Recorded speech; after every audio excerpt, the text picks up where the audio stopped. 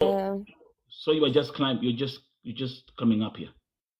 No, I just have like, we are all, I think, maybe tangled in the same world, as we can say. So yeah, I usually follow your lives, so I just decided to just pop in and maybe say some few words. Okay. So Go ahead. The floor is yours. Go ahead. You're listening. yeah. So what I wanted to tell people is for a very very long time people have been working in the Gulf countries. I don't know if what's your experience with Europe countries. Have you ever had like distress calls from Europe countries? Because I'm not gonna lie.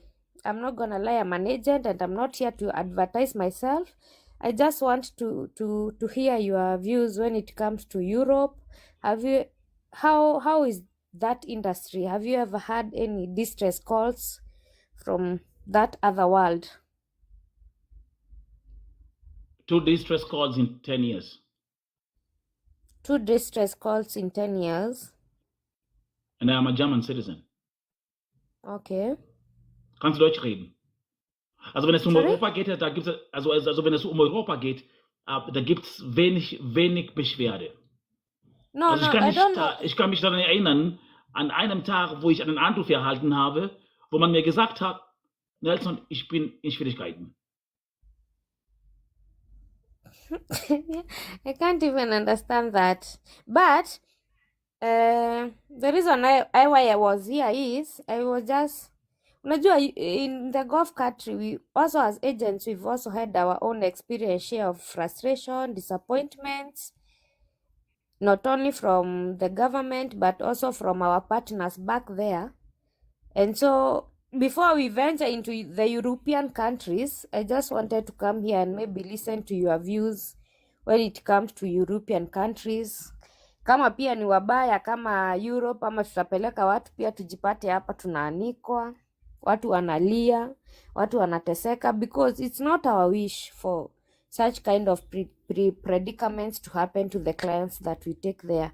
Normally, as a good agent, we take clients there so that they get a good job and watengeneza maisha yao. So it's not our happiness when we see girls come here in your platform and they cry. It's not our happiness. So I just wanted to come here and maybe hear your views, because you've been in this industry of as an activist of saving the girls that they are having distress. And one thing I'm going to do is I'm going to thank you, because some of the cases you take, even us as agents, we cannot do that. We try, unaongelesha embassy, unaongelesha ofisi zako za huko umesign nazo, and you see they don't even respond to you.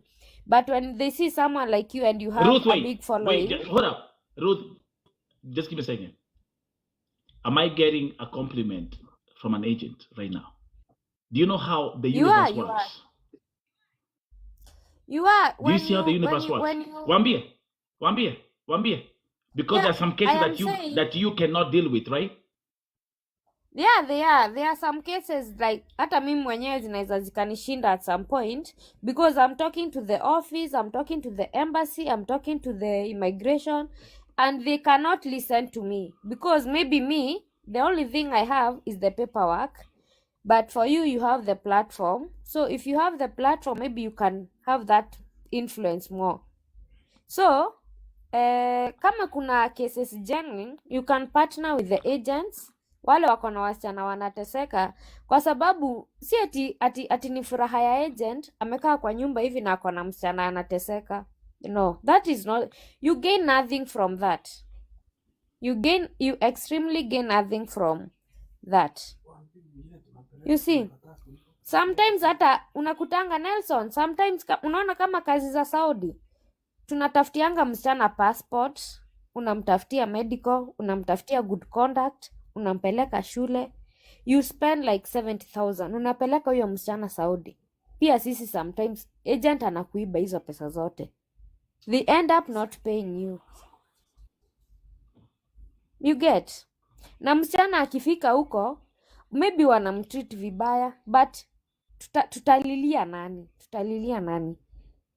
Ukienda kwa embassy wanakwambia follow up with the Saudi police. Ukililia naye wanakwambia follow up with your Saudi agent. So me as an agent, I will appreciate your platform because you have a platform. Ukiambia sponsor wa Saudi msichana wangu anateseka na nitakuanika kwa TikTok, atareact. Some of us, we don't have the platform that you have, and for you, you also don't have the license that we have. So I don't see the need of fighting you because you're not fighting us. And also, even you, at some point, you need to realize it is not our mistakes as agents. Don't fight us so much. Usitufight sana. Makosa zingine hazikuangi zetu. Si unakuta msichana, yes, anateseka, anakuambia mimi ninateseka, but you as an agent, you are trying your best kabisa kabisa. Even some of us, they are our relatives. Tunawapeleka huko wanateseka sometimes. Sio zote. Hiyo kuteseka sana. Even you, I think, platform yako saizi simereduce hizo complaints mingi, I think zimereduce. Mateso imeisha kidogo. Imeisha. But kuna tu vitu kidogo kidogo, and I think if you can work as a team, hizi mavitu zote zinaweza, we can solve. Watu wanachukianga agent, but you wonder, what can we do? What can we do as an agent? Okay, I'm gonna ask you straight questions. Number one, where what's the name of your company?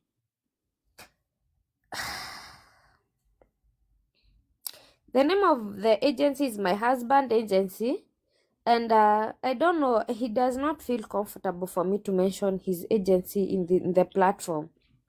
Because I can hear your husband whispering in the background. In the background, yes, he's here. He's a very well-known agent. I mean, if you're talking, listen, Sunaniona. I'm a human activist, right? Yeah. You're an agent. I am. I have been for the last from 20. No, your husband owns a company. So let me tell you something. So what we are having here, do you know what we're having right now? This is what we call a forced marriage, where we say, okay, I'm a human activist, you're an agent. The people that are here, they are victims. Kuna watu sana wengi sana hapa ambao wanakuja hapa. Na wanasema aje? Nyinyi agents utuangusha. I know. How many times? Do you agree? Do you agree? I agree. Can you? Wale agents wa kutusi wasichana mko wapi? Si wako? Wako. My sister, everything happens for a reason.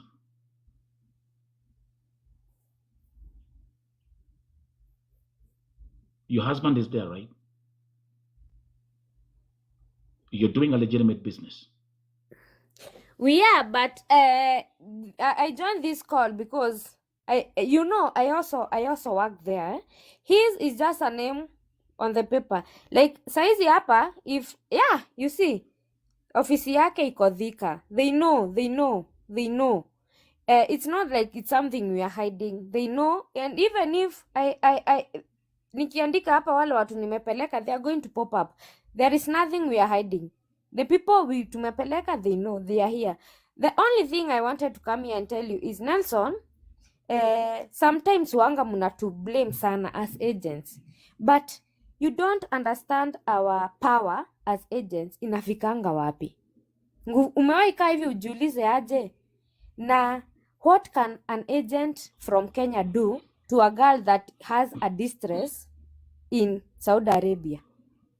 Tell me what you think an agent from Kenya can do when a girl has a distress in Saudi Arabia. Tell me what an agent from Kenya can do. When you're signing these contracts with these people, you as an agent, and allow me to use a term that you not like, because I call them slave masters, okay? I call them slave masters. That's in my world as a human activist. That's Ile not very ofisi. respectful. No, And if you I'm are just going to saying. be, if you are going to have this conversation, No, I let's said be those let's be Warabu. respectful. Listen. I have zero respect for Warabu. I'm telling you, Upper Freely. I'm But a human have activist. some respect for us, because Nelson. I'm not saying Una- about you. I repeat. I said these Warabu. I call them slave masters. So But as don't. much as So I respect what are you calling your me? opinion, What are you calling me? I haven't called you anything because I was not done with explaining. Can I explain? Okay. Let me go back.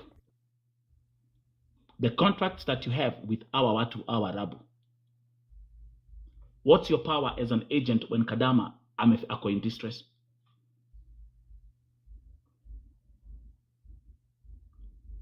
How far can you go? The only far that I can go is talk to them, negotiate with them. If they don't listen, I can only communicate with the embassy of Kenya in Saudi. I don't have any other power. Listen. You have said the agreement that I signed with the slave master. It's not me. It's not me. It's the government. Ask the question, what does the government sign when they are signing with the slave masters? I'm just an agent. That's why I'm called an agent. Ask the government, what is the agreement they sign with these countries before they bring that bilateral agreement to us. We have no power as agency. Even so you if have no power. a girl is in distress and the girl is in Saudi and I call the embassy and they don't pick my call, what can I do? Nelson, I'm in Kenya, I'm in Thika. As the people, they know here, they know. I'm in Thika. What can I do? My power is not only limited by, it's not limited by me. It is limited by the government. What can I do? I wish it is not my wish because I have taken my relatives. Hakuna familia inanga mtu hajafika high school. Hakuna familia inanga mtu amefika college. Hakunanga familia inanga mtu amefika college. Most of us, we have people who do not even kanyanga class 8, even Form 1. And what can we do? Tunawapelekanga golf. Even my own relative akiwa na shida, nitafanya nini? I will only try to negotiate with Mwarabu. Please saidie msichana. Huyu msichana anaumia, msaidie. There is no pleasure inakuanga kwa agent msichana akiteseka. There is no pleasure. It is our wish msichana aende kazi, afanye kazi, amalize 2 years, arudi Kenya. Peaceful, healthy, happy with her salary. We are only bound by the government. Kama serikali inaweza ikatusikia, send more representatives in Saudi. In such a way, msichana akiwa na distress. That's right. Kuna namba, nikipiga hivi, ninaiambia, hey, niko kwa hii nyumba, napeana address, niko kuko na hizi shida na hizi na hizi. Okay? The team comes, they listen to the both. Juu pia wasichana sometimes hawakuangi wazuri. Kuna wasichana manga na kuna wasichana wazuri. The teams comes to the house, they listen to the madam, the boss, they listen to the girl, and then they can be able to value the situation. Huyu msichana anaumia ama mdosi pia ndiye anaumia? Because pia Nelson understand. Passport, hakuna kitu analipiangwa. Na hakuna mtu Nelson atakutoa place kama, for example, mtu akutoa Burundi akupeleke Saudi with an ill intention, purposely akutese. Hakuna. The only intention inakuanga ukuje umfanyie job, si ndio? Umsaidie kulea watoto wake, umsaidie kulea familia yake. Hizi disagreements zingine, it's only the disagreements that comes in between zinaletanga the hatred and the kuchukiana and the matesos. If we can have a team that a girl akiwa uko akipiga distress call, hey, 911 ama a certain number, ninaumia, I've sent you my location. A team of like 3 people or 2 people, they show up, they listen to the gun, they listen to the sponsor, they all come to an agreement. But That we is don't the have. only solution. But when We you don't. tell Let me me, tell. Let me tell you what happened. What happened when about 2-3 years ago, Alfred Mutua went to Saudi Arabia. Sindio, he was yeah, invited. They had a conversation, and the outcome of that conversation, they actually even had a hotline number.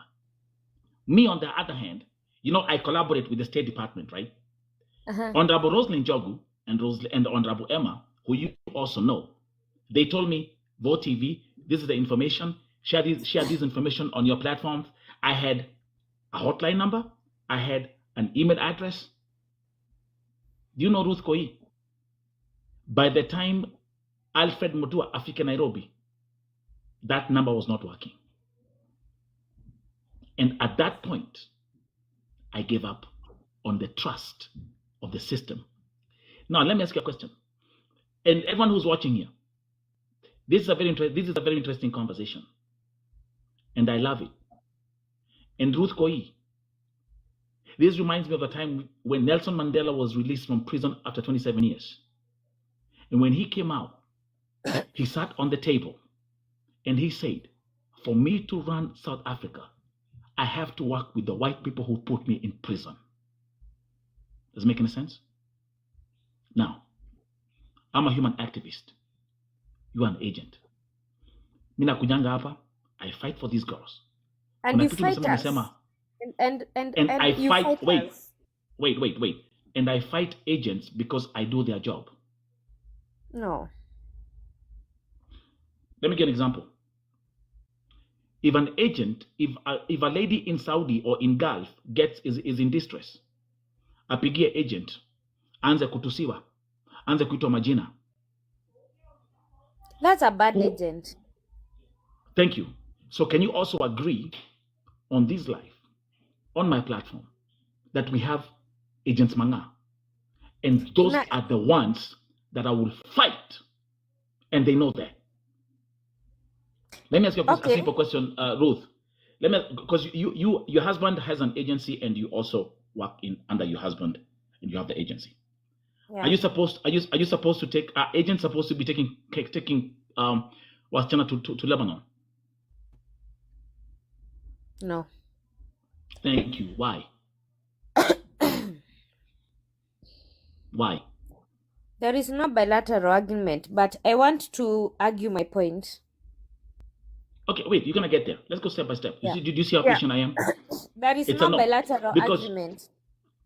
Wambia tena, there is no bilateral agreement.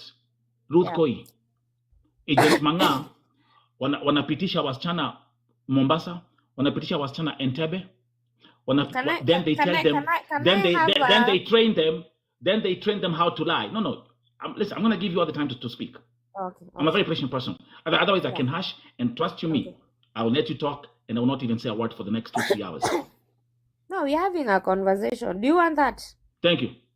So, our people like this, when those victims of our Lebanon, they call me, do you expect me to respond in a very lovely way to these agents? Should I give them a hug? Thank you very much. Now, back to you. What I wanted to tell you is, we have... tell your husband to stop. Tell your husband to stop whispering. I can hear everything. Easy earphones. Wacha nikwambia hata dem akiwa na nyege mi ujua. These ones, they're that bad. Let me So, let me talk. Why can't he? Okay, you know what? Wacha aongea akiwa huko nyuma. Ongea. He won't show his face. Aria madhuri. Aria.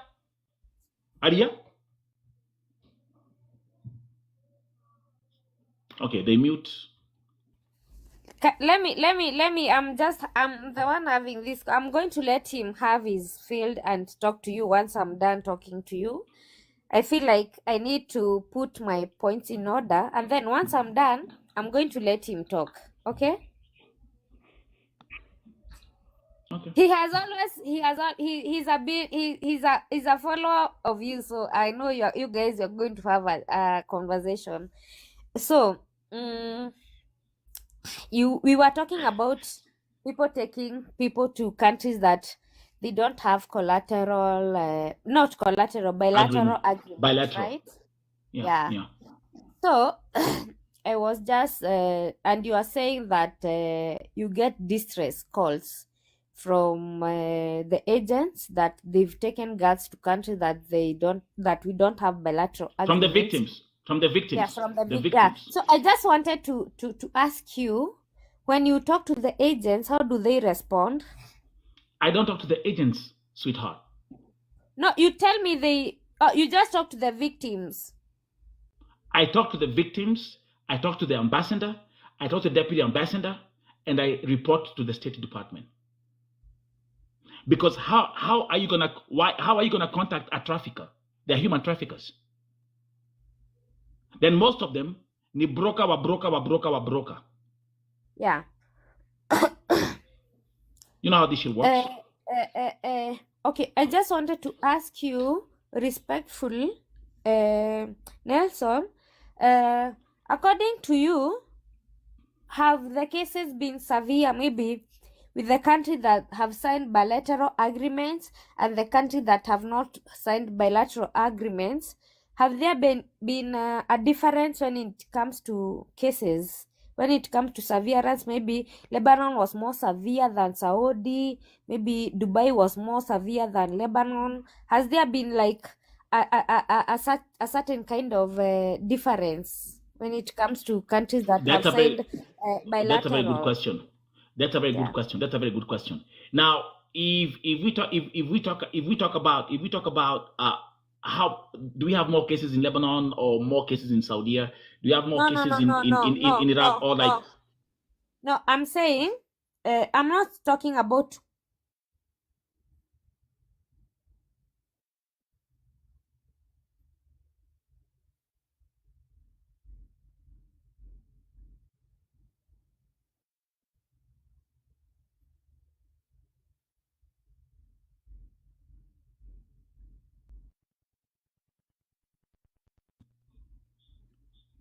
Oh, you're back. I had to pick up a phone call. Ruto was calling me. Ruto was calling me. Pole sana. Anyway, okay. I was asking, when it comes to severity, like the severe was there's no difference. Oh, I got it. I get it. There's no difference. There's no difference. There's no. Was Saudi like bad, or maybe the Lebanon was bad? There's no difference. Oppression is oppression, Ruth. Yeah. It's a good question, but yeah, there's no difference. So Saudi. The one thing I'd like to tell you though, the one thing I'd like to tell you though, Ruth, is that in Saudi we have more death cases than any other Gulf country. And that is a country that has signed a bilateral agreement. Thank you very much. At least we agree on one thing.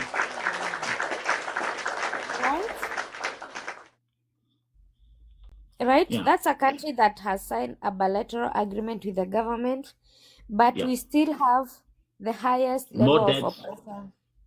I mean, the perfect example right now is have you seen the story of Cynthia Kerubo?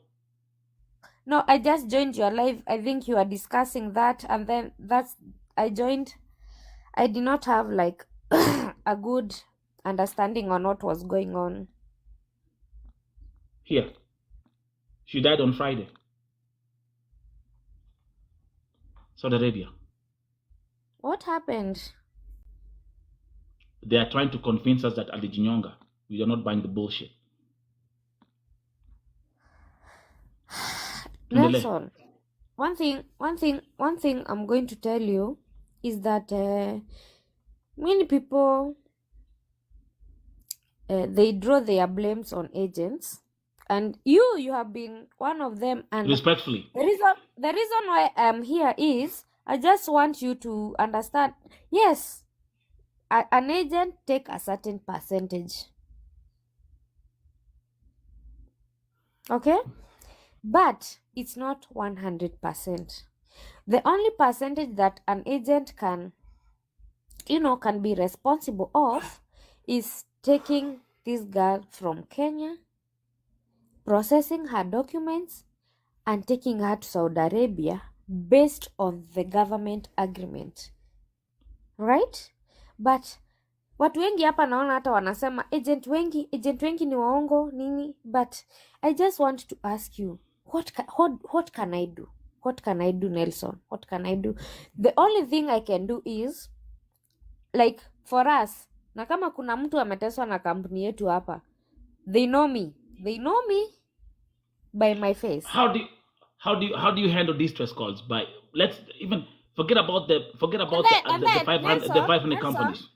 Nelson, there is something you don't know, a system that works with Saudi. Unaona system ya Saudi? Saizi we can sign with you. Let's say you have a company. We sign with you for like to sign right now. Today is on 28th Feb. 27. Okay, 28th. No. 28th. Yeah. Let's say. And then tukifika July tuone venye tunapelekana na wewe tukosane. Remember, I had already given you girls. Okay? You are in my Musaned system. Tumekosana na wewe. Yeah. Na nimekuambia because we cannot agree. Maybe I had given you maybe 15 girls and I have realized una treat wasichana vibaya. Okay? In coming July. So nikwambie wewe toka kwa system yangu because I cannot continue working with you na una treat wasichana vibaya.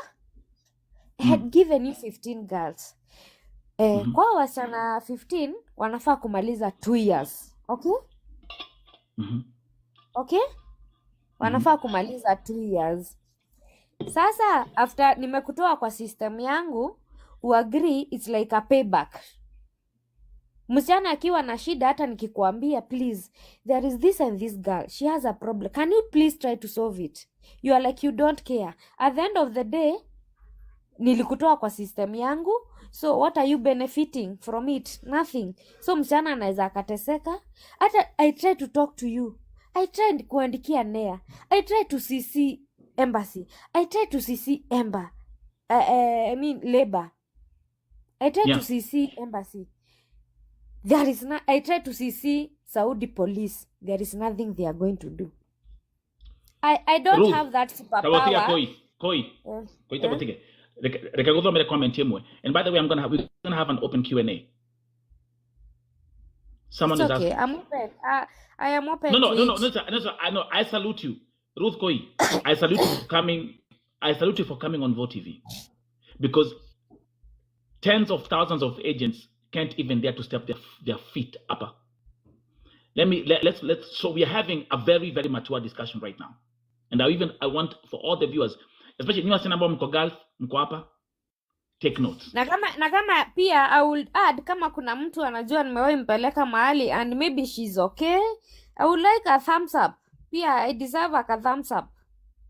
Na pia mwenye ako na shida, a thumbs up pia niambie, but I doubt. Okay. So, tuangalia hapa. Mtu amesemaje? The moment umekanyanga Gulf after 3 months, hakuna agent huwa ana respond. Wacha kusugarcoat mambo. What do you say about that? Can I answer that? Of course. Yeah. When you the agreement between the Kenyan agent with the Kenyan Saudi inakuanga 3 months probation, and this month's probation is ukiwa na ukikataa job, ukiwa na issue yoyote, you can back Kenya with hakuna mtu atakulipisha anything. Job imekushinda, you can back to your country. Okay? But now after 3 months probation, sasa hiyo inakuanga responsibility ya ofisi, the Saudi office. Do you get the point where it is? Okay, I get it. They're listening. We're all listening. Ukifika Saudi na uko na shida, within 3 months you are at liberty kuambia ofisi mimi sitaki kazi, madamu wangu ananifinyilia, nataka kurudi Kenya. Hiyo, it is fully responsibility of your Kenyan agent. But the moment umepitisha 3 months, it is the responsibility of the Saudi agent. Okay? So, most of hata agent wa Kenya anaweza jaribu kuongea na hiyo ofisi ya Saudi ikurudishe. Lakini most of them hawatataka kuchukua hiyo responsibility ya kukurudisha. And that's where the hatred comes from. They think it is still our responsibility to bring you back to Kenya, but it is not. Our only probation period is 3 months. Na ukikaa kwa nyumba ya mtu Nelson for 3 months, na nikukuuliza hata nikikutext, Karo, uko aje? Hiyo nyumba iko sawa? Unaniambia iko sawa. Ukimaliza 3 months, it is not my responsibility to buy you a ticket back home. It is the responsibility of the Saudi agent to return you back to the country. And most of them, they don't accept that expense. So inabidi wakupush ufanye kazi. So in other words, I don't mean the responsibility of the office. It is the responsibility of now the person that mwenye alikuchukua, your boss. It is your boss's responsibility akununulie ticket urudi Kenya. Most wasichana wengi waulize, Nelson, ukipata shida within 3 months, according to the bilateral agreement signed by the Kenya, it is the Kenyan agent responsibility. Within how many months? The probation period. The probation period. Yeah. Ukiwa And, na and shida then na 2 months. And what happens? What she's not telling you, and I'm gonna say what she's not telling you. After the end of this probation period, whatever amount that was agreed between the agent and the office, the company in Saudi, then they get their funds. Correct? Sorry? After the probation period, once that Kadama is in that house for 3 months and has finished 3 months, then whatever agreement in terms of payment between the agent and the company in Saudi Arabia, the funds are released. And you as the agency, you have your money, you have your commission, which we can even talk about. Do you know the commission, Nelson? Do you know the commission that we get is for what? Have you ever thought like Kenyan agents, they get paid, but what do they get paid for? Have you ever thought of that? If you check an interview that I did with an agent, a CEO of an agency back in 2021, yes. Okay, what did he say? Like the commission of an agent entails. I want you to be. Since you're here, I want you. Listen, you're not talking to me. You're talking to the people. Kuna wasichana wako hapa wengi sana. Hapa. Nikianza kuuliza, ngoja kidogo. Let me ask you a question. Wacha uone. Wangapi wako hapa wako Saudia? Hata si Gulf. Tuseme tu Saudia. Let's start with Saudia kwanza. Wangapi wako hapa wako Saudia mikono juu? Ni wengi. I know ni wengi, but the problem is we pretend to be. Wait. So, talk to them. Tell them what that commission entails. Wako hapa, wanasikiza. I just want to ask them, ni nani kuna passport? Do they pay for anything? Kuna passport, kuna medical, kuna good conduct, kuna visa, kuna NJAS, kuna labor paperwork. There is a lot of things. Yeah. And this money, they don't pay even a single cent. Even a single That's cent. right. Right? Yeah. So all this money, ila mnasikianga agent analipwa, it's part of his pesa yenye alitumia to pay for your things. They just, they just get refund. And but Ruth, let's also be honest. Let's also be transparent. At the end of the day, you're still running a business. You can't be running a business. What if we do this? What if we agree like this to solve all this drama? Okay, like I believe you usually don't have a lot of men cases. Absolutely true. Because men, even those, the good thing about men, they pay for their process. What if we do this? Let the girl pay for her visa. Let the girl pay for her medical. Let them pay for everything. And once they go there and they see the job is not favoring them, they're at their own liberty. They're at their own liberty. So that was what she was talking about, the money. Ile pesa mnasemanga maagents wanalipwa pesa. She is explaining to you how they use that money for you. But at the end of the day, it's a business that you're running. Do you agree? Fully legitimized business. Okay. So you with your company, which countries do you take girls to Gulf? Saudi peke yake? No. We are actually currently doing Europe. Tumechoka na Gulf. We are actually Saudi. We are no longer doing those kind of business because so allow and that part is very, very interesting, because now if we touch on Europe, now that becomes a slippery slope, because absolutely because I'm European. Okay. I was born in Kenya. I'm a German citizen who lives in the United States of America. Okay. Now, I want first of all to hear from you. I want to hear from you. How are you taking people to Europe as an agent? Work visa. Which countries? Romania. Eastern Europe. Yeah. Which jobs? We are doing nannies.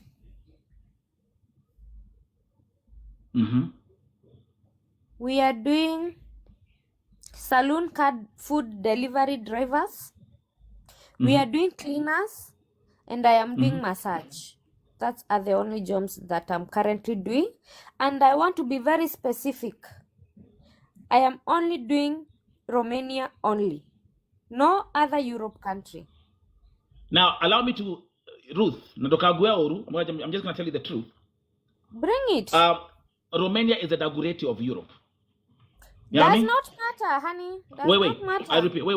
I repeat. That's what, Tuanzi Apple. Now, again, we're having a very, very mature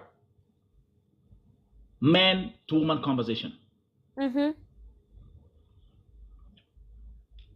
you mention massage? Yeah, I did. Okay. Masseuse. Is it legitimate, or does it come with happy ending? You gotta be careful with this shit.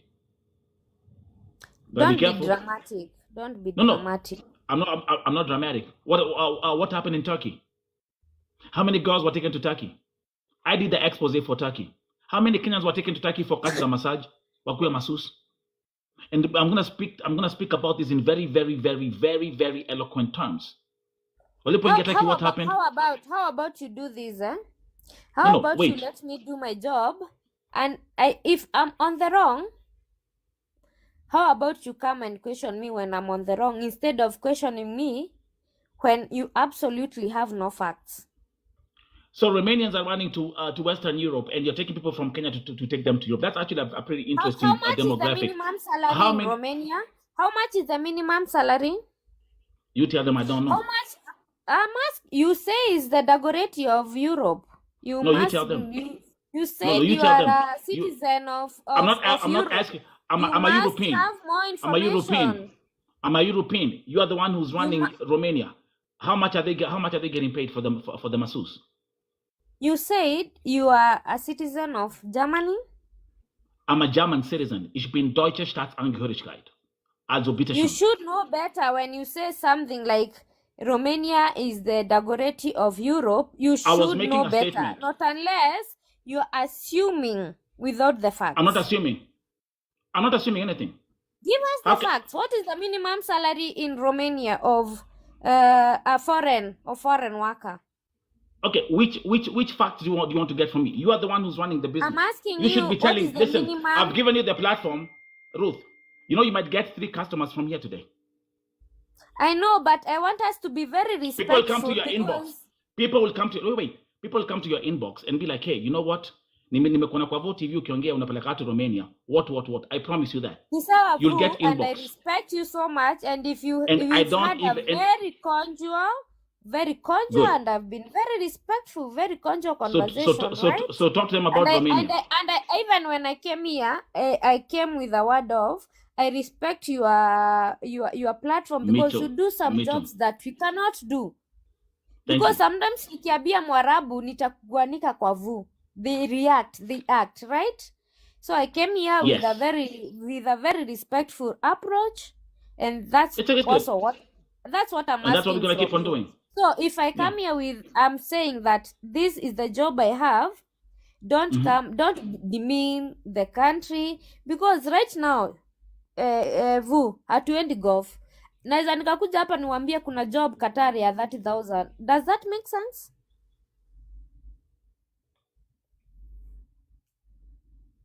No. It doesn't. No. So the only jobs now I'm having, I've said I have Romania jobs. Yeah. I've just applied my paperwork. I know I'm going there to explore more jobs opportunity in Luxembourg. There is a lot of jobs opportunity in Europe. Okay? So absolutely. For now, you're doing Romania only. I'm doing Romania only. And the jobs I have 3 sure bet categories. It's the massage ladies. There is no happy ending. There is nothing like that. I want professional people, and the salon drivers, they are for the food delivery. They are going to deliver food. Okay? And the other job I have is for phone repair technician. Someone who can repair phone. You see, maybe you can fix a screen, a motherboard, such kind of thing. And there is a training in Romania. Those are the only jobs I have. And those ones, they are no visiting visa. They are no some funny transactions. Those are working Romanian visa. I don't have any other jobs. I'm not going to come here and start lying to you I have other jobs. Those are and no matter you are calling Romania the Dagoretti of Europe. That is a key. I'm giving you a key. I'm opening this door of Romania. This is a key. It is up to you to decide. Do I want to open Italy? Do I want to open? I'm not going, mtu ni kufikiria. Nakupea funguo, niwe ufikirie utafungua hii ama utafungua hii ingine. I'm just giving you a key. Have you been to Romania, Ruth? I have not, but I will. So, no, you're on mute. Sorry. Can you hear me now? So, let's come to, the world is watching. Ruth, Ruth, by the way, let me just make a quick joke. My price is 1 million for brand sponsorship. Kwa na mudhuri waku, aikona mukada muone adu nie de haha, mode he million yemwe. And by the way, mudhuri, bei yako more than haishire, they only 1.5 million. Okay, you know we might be having this conversation like a joke. But I'm telling you, by the time umaliza live ukiingia kwa inbox yako utapata watu wakikuuliza nimekuona Vote TV uko na kazi za Romania. Let me ask you a question. How much are you charging them for the commission for those three categories? I am not going to lie to you, Nelson. Kama kuna mtu amewahi enda Romania ama any European country, they know it's a process. Hii si ile ya golf ulikuwa una applyiwa passport hivi alafu kesho it's a process. You have to get the IGI approval. Once you get the IGI approval, which you can even check online, you must get the work permit. Once you get the work permit, you must take the work permit to the Romanian embassy for the interview with your passport. Alafu ndio unaekewa nini? Passport stamp yako. It takes 3 months. We are only charging 370,000 inclusive of the ticket. Na mimi sitadanganya mtu, there is a down payment of 100,000. Na wewe if you halt the process, there is no refund. If we take more than 4 months before the process ishe, you deserve a refund. But uki halt the process, tukiendelea na process, kama tumefika mahali fulani tukuitisha document fulani, you don't want to give us the document, you are delaying us. If you halt the process from your side, there is no refund. But tukiendelea vizuri, Nelson, hata kama unasema Romania ni Dagoretti ya Europe, kuna kazi, kwa sababu if a saloon driver food delivery, hata kama anapata 700 euro na anapata tu tips kidogo hapa na kule, wacha afanye kazi hata kama ni 6 months. Ako Europe, atumie akili, ajue Mungu atamsaidia aje huko mbele, na asinitaje na asirekodi live aonyeshane huko nilisema. It's a matter of using your brain. Europe is not golf. Tumetoka golf sasa tuko Europe. And yeah, Your husband wants to talk.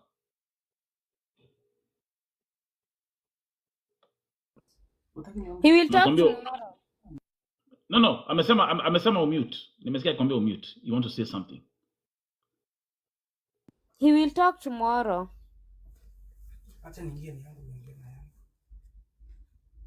Okay. Nimesikia akisema wacha ingie. Netaiga muthuri. Waigawa ikira na yaku waria nayo. Okay, sasa mi nataka kurudi nyuma about the Saudi. Mmeongea hapo sana. Hapo ndio nilikuwa nataka kurudi nyuma kidogo. Yeah. I think it is good to understand wasichana about, kuna mali mliongea about the payment Ndio nikuonyeshe kuna kitu ambayo iko enda clear hapo ambayo nilikuwa nataka uelewe. Unaona like Okay. before, like acha tuseme 2021, okay, agent walikuwa wanapatanga pesa. Yeah. Umenipata hapo? Then ikakuja ndio nataka uonyeshe hao wasichana, nataka kuongelea hapo kwa Saudi sana because hiyo kazi nimeifanya, na ndio uelewe the agent hawana that backup ama support from even the government. Yeah. Like there is one victim ilikuwa Dubai ya hali mwenye ulisema amejinyonga. Yeah. You remember? I think I was the last person kuitwa Dubai nikafanya deal, but hata kama nilibiwa ni pesa niliweza kulipa client. And sasa hiyo ni example nimekupea. Number 2, when you come to Saudi, you get there is a month that tulikuwa tunalipwa before, ambayo unakuta huyo msana anakuja even without birth certificate, without even transport from home, without anything, amekuja vile yako, unamwanzia zero. Tumefika kwa Musanet. You know about Musanet ama unasikia? There is that contract is there. I know it. Yes. And sorry to see this. It is better I talk about that Musanet because now walikuja wakakata pesa mingi sana. Yeah. About where the agent is getting $1,100. Okay, from $1,100, every business there is, you have to bargain 12 force. You have your expenses. You're running a business. Yes. When you bargain, the same girl mwenye alikuwa anakuja without anything amekuja bado the same with that money without anything. Bargain, umepata 1,000. Nataka unipate hapo mzuri sana ndio uone mahali shida iko kubwa. When ukipeleka ule msana, the money that you get from your account is about $100. First tuanze hesabu, huyo msana ataenda shule. You have to pay around 15,000. Ticket itakuja for $50. Aya, kuna the medical zilipanda almost 13,000. Upige hesabu ukiwa peke yako ama upige uone. Agent, the money that is making is only 20,000 per person. You get that point, eh? So wakati hawa sana sometimes they are in Saudi, sometimes they have to understand. As you said, kuna the point that you talk about how either kuna agent mbaya na agent mzuri, wenye wanaongea mbaya ndio utavyo. Hapo sasa. So, yeah, agent, we have a lot of challenges and the government is not supporting us. Is not supporting us. Because Okay. let me ask you, hivi nimepeleka msichana amepata shida. Already hiyo msichana nimetumia about 80,000. Si kweli? Amepata shida within 3 months, nimrudishe, mimi nilipe ticket nimrudishe, then I make another replacement. Just try to think about that thing. You are getting zero minus. As I say, I'm sorry to say this. Kuna time nipeleka wasichana wengi sana. About 10 walitoroka. I have one Mwarabu anadai around almost 1.5 million. I'm paying. Because Kadama moja alitoroka, alikemboi. Not him moja, like 10. Oh, so from the 10 they're asking you to pay a fine of. Yeah, I have to pay because you have to pay the money and you do the replacement. You get the point. When you come to Musanet here in Kenya, the Arab, they don't support us. As you talk now, kuna ofisi nilipelekea wasichana, wamekataa na pesa, wamekataa kutoka Musanet. I have tried the government, I have tried everybody, nobody to answer me. How can you handle that? Can I ask you a question? I have like 3 slot. Yeah, I have 3 slot. Now like 2 slot is not working. Kumi, why did they run away? Even after 3 days, you know, it's those girls that wamekuwa country ingine, like someone alikuwa Dubai. You know, you have that experience. Akifika Dubai na nini Saudi akona rafiki. Anaenda.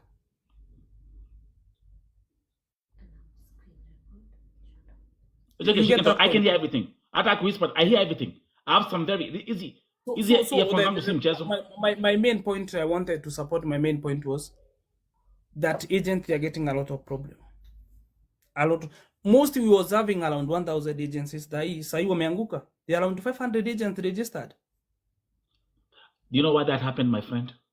Let's just be honest.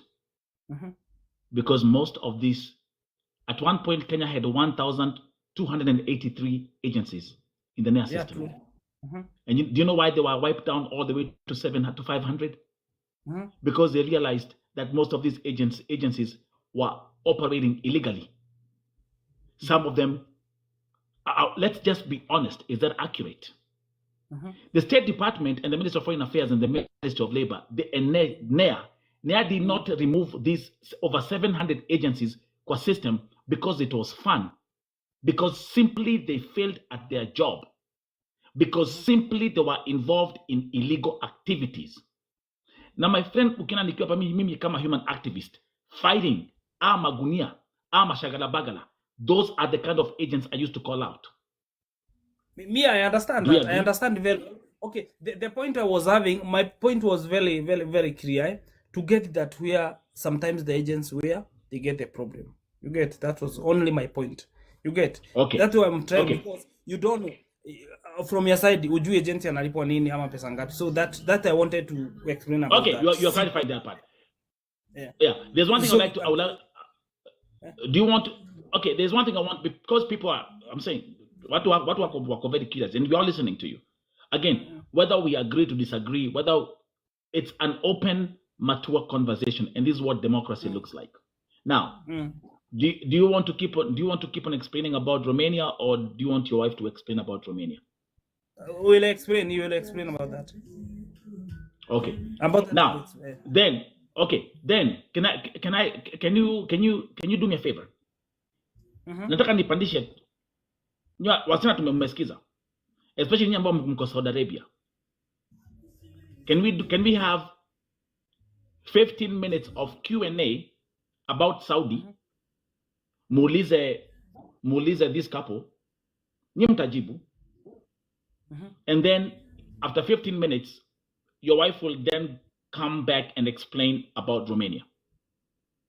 Okay, so pick one by one. One by one. I cannot explain. Okay, I cannot explain more. Is the one I think yeye anaweza kuexplain here. Okay, siongeangi sana. Yeye anaweza kuexplain here. It's okay. Achukue. It's fine. Understand that. I was having one point to that. Your point with the money. Yeah, with the money. Yeah, so you're saying like, yeah. To know that to clarify. Yeah, about that one. Na nyama mnapanda hapa, ukipanda hapa Kalasti unafungua kamera. This is Vo TV. Hapa tufanyangi kama kule kwa wachawi. Ukiingia hapa, my sister, unafungua kamera, we do things in the light. And again, let me say this. Let me say You this. can talk to her about the experience. You're saying like, yeah. To know that To clarify. Yeah, about that one. Na nyama mnapanda hapa, ukipanda hapa Kalasti unafungua kamera. This is Vo TV. Hapa tufanyangi kama kule kwa wachawi. Ukiingia hapa, my sister, unafungua kamera, we do things in the light. And again, let me say this. Let me say You this. can talk to her about the experience. Okay. So let me bring Kalasti. Kalasti, kuna swali? Unmute mami. Meno iko nje. Ma, Yeah. yeye anasema ati wanatulipianga ticket. Kama hujamaliza contract, sisi tunajilipianga ticket. Wasisema wanatulipianga ticket ni uongo. Mbona anadanganya? Hata Ruth. wachukuangi simu zetu. Watu since tumetoka Kenya kunanga deal zingine wanafanyanga. Ni mabeshte wangu wangapi wametoka huko. As long as utamaliza contract umekuwa na shida. Unajilipia ticket unarudi home. So Huko wanaweza nini? Kalasti unasema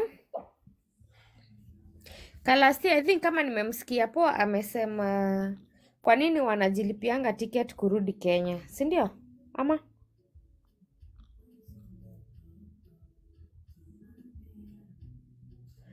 Yeah.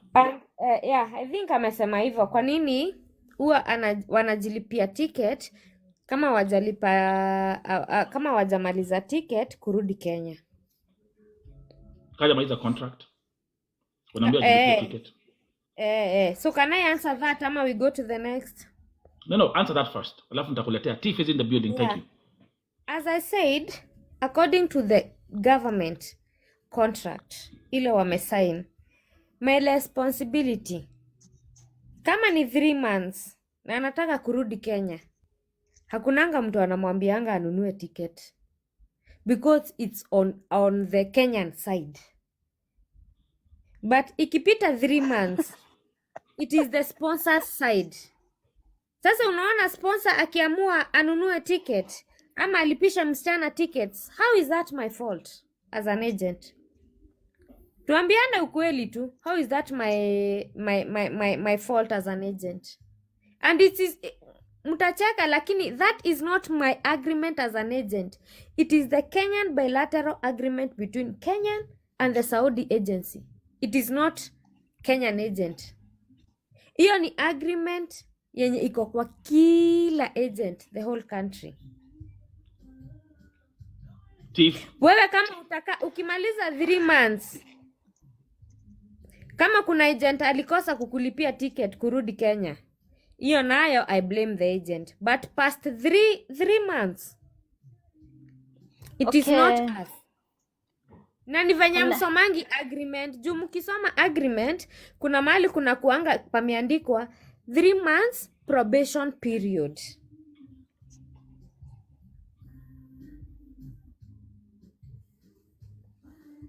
Tiff. Can I talk? Yeah. Okay, my question was, hapa penye wanasema after 3 months, that's the time they are supposed to show up. But according to my experience, hao watu the moment umekuja Gulf umekaa 3 months, duration ya hiyo month wanakuanga wazuri sana. Even hata ukiwa huko Gulf wapigie simu wakiwa Kenya, they usually respond. But after those 3 months, no one respond. Even if you complain you have a problem, no one show up. What does that mean? Wow. After 3 months, that's the time they are being paid from the government of Saudi Arabia. That's the time agent wa Kenya wanapokeanga pesa after 3 good months. But kama hujamaliza miezi 3, hawezi pewa pesa kutoka huku. Hawezi lipwa, that is na ofisi ya huku. That's why you see within those 3 months they always respond directly with no any compliment. But after umemaliza hizo miezi 3, hata upigie agent umwambie unateswa, no one respond. Kwanza wanakurushia matusi ingine mbaya sana. Tiff, ni kujibu. Explain their part. Now you're talking to the Kadamas now. Hebu mjibu ya. Hizo 3 months si ati tunakuongeleshanga ati tuna fake.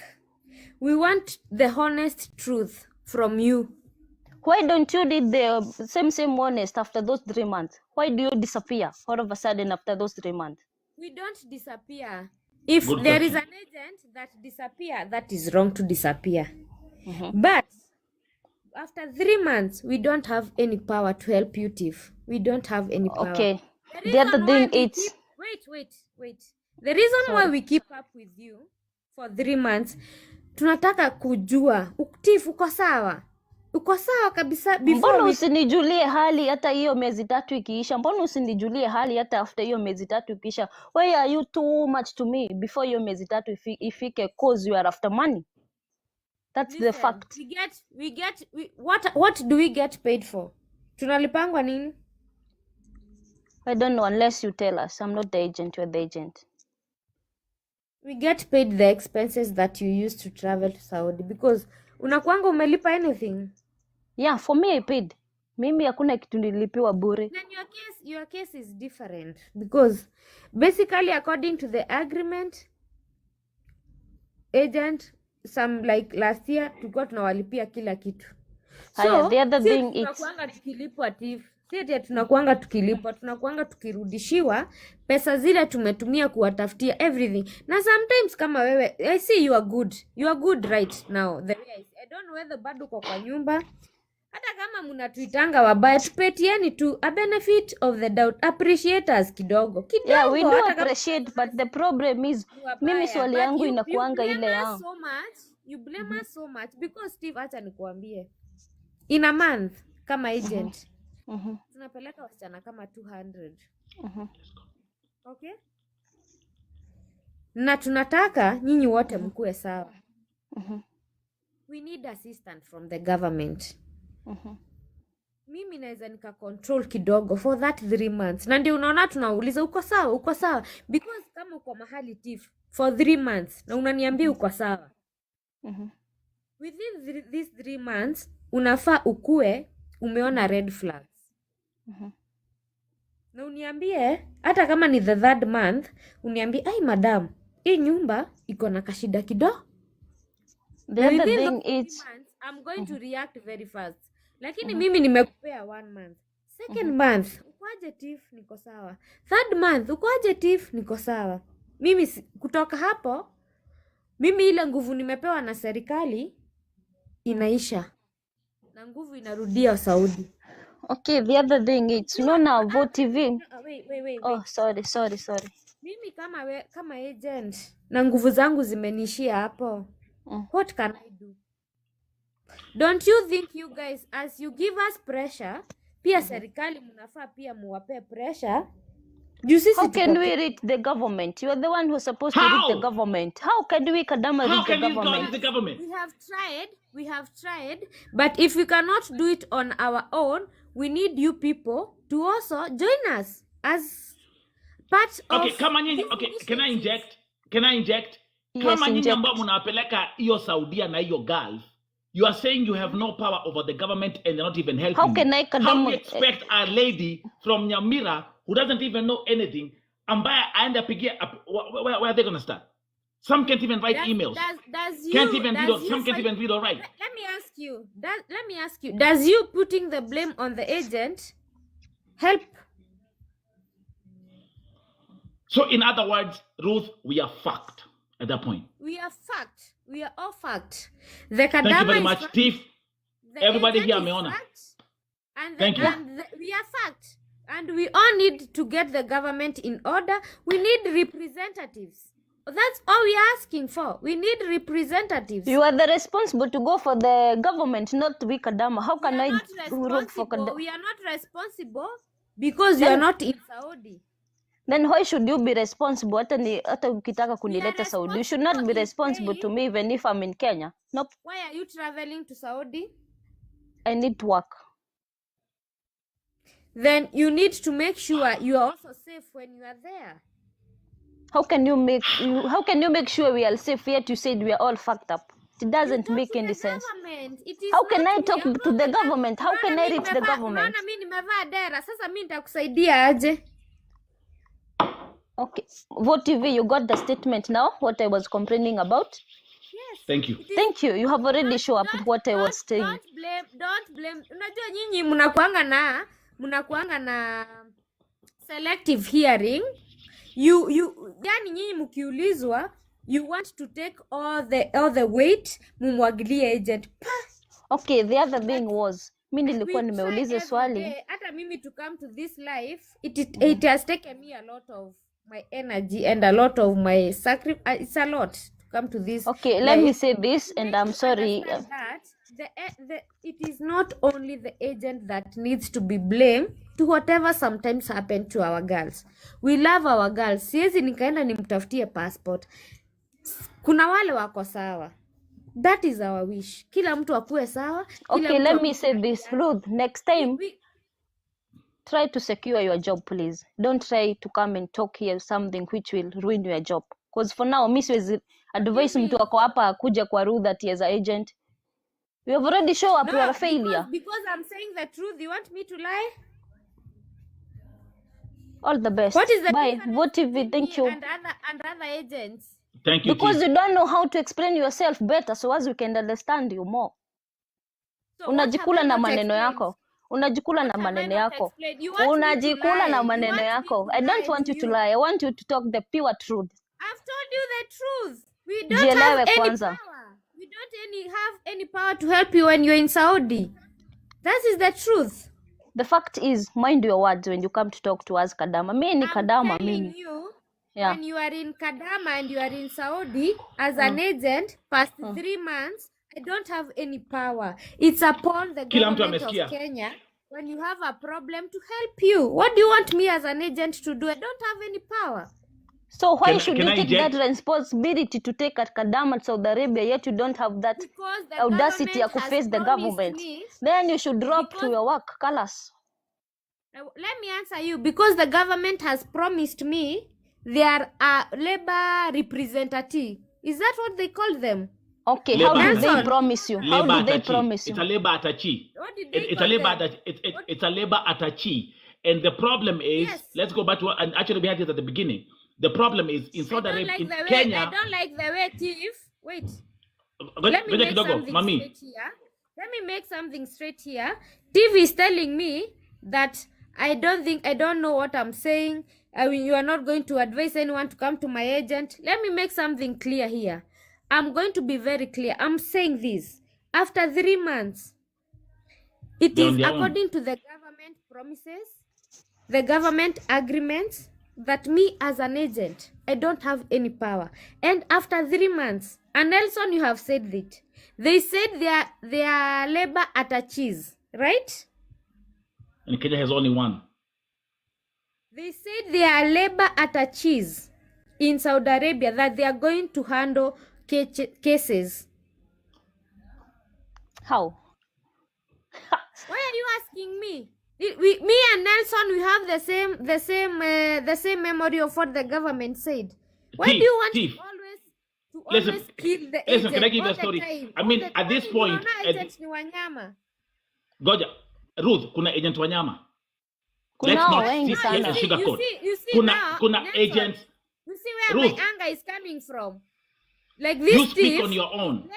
blaming me, and hii ni kitu tu mtu mwenye tu anafikiria. It's supposed to understand that. Ninamuelezea vizuri sana. Namwambia thief, agreement yetu inasema aje? Agent, ukimaliza 3 months, mimi sina power ya kukusaidia. Na government ikasema aje? That Yes. was my point. That was my point. That was Kila my mtu hapa point. ambaye yuko Saudia, and that's it. Ruth, clarify your part. Thank you very much. You know, we are running. We have a very straight system here. Thank you very much. Kwa hivyo kama uko Saudia, ndio muelewe. Kama let me give an example. Can we run practicals? Ruth, before upande, a lady came here from Kenya. This is what happened. Msichana ameenda Saudi Arabia. Wait, because nataka Tiff akitoka hapa matukiachana, I want to have a clarity. No, Maybe I'm not relax. No. understanding. We got time. We got time. I would like her We- to make me understand what she would want an agent to do Of when a course, we'll girl get to has that a part. distress We'll get to call that in part. Saudi. Naweza taka nisikie advice ya Tiff. Yeah, absolutely. And by the way, let me tell you something. If there is one person that I love this conversation, I love this debate because we have a human activist, we have an agent, and a Kadama. This is the best picture you can ever have on this platform. Now, Ruth, coming back to you. Msichana ameenda Saudi Arabia. I don't know, amefanya kazi like I think wamesema ni 7, how many months? 7, 8 months? This is what happened. Alikuwa na boil maji. And then mtoto wa Waiguru, the kid came, whatever happened, akaingiza maji mikono kwa maji moto, akachomeka. Huyo msichana, as we are talking right now, na ni Kadama, ni Mkenya, amefungiwa police station for 2 weeks. So let me ask you as an agent, amekaa huko for 8 months. What happens here, or what should be the process?